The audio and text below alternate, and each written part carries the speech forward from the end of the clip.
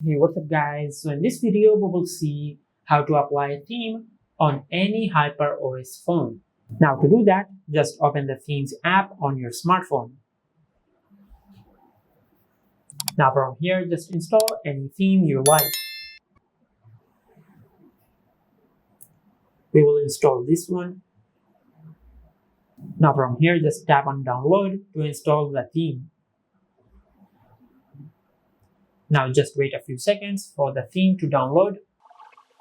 Now from here, just tap on apply to apply the theme, or you can tap on customize and you can select where on what you want to apply the theme.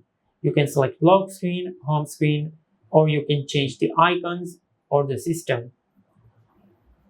We will select all of them. Now from here, just tap on apply.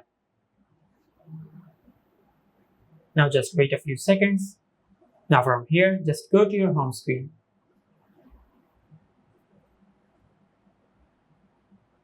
Now, as you can see, this is how you can apply theme on any HyperOS phone. And this is how you can apply any theme on any HyperOS phone. If you found this video helpful, please like the video and subscribe to the channel and hit the bell icon to get notified when we upload a new video.